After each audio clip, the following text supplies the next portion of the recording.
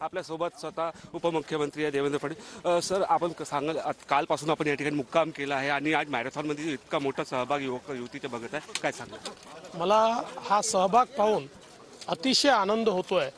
हजारो तरुण गडचिरोलीमध्ये धावतायत, भारत माता की जय म्हणतायत। मुख्य धारेमध्ये आपल्याला गडचिरोली पाहायला मिळत आहे आणि या तरुणांनी हा संदेश दिलाय की आता गडचिरोलीला कोणी घाबरवू शकत नाही आणि गडचिरोलीला कोणी थांबवू शकत नाही। एक कुठेतरी गडचिरोलीचे चित्र बदलत असल्याचे चित्र दिसून येत आहे का? निश्चितपणे चित्र बदलतं आहे, उत्साह प्रचंड आहे आणि आज खरं म्हणजे ज्या संधी आपल्या देशात, आपल्या राज्यात किंवा आपल्या गडचिरोलीमध्ये तयार झालेल्या आहेत, या संधी या तरुणाईपर्यंत पोहोचवून या तरुणाईला मुख्य धारेमध्ये आणण्याचा आमचा प्रयत्न आहे। पुन्हा काय रणनीती आहे गडचिरोलीसाठी आपल्याकडून? कारण की गडचिरोलीमध्ये आपण मोठ्या प्रमाणात उद्योग आणताय आणि युवकांना नोकरी देण्याचा प्रयत्न करताय, पुन्हा काय करणार? गडचिरोलीमध्ये प्रचंड क्षमता आहे।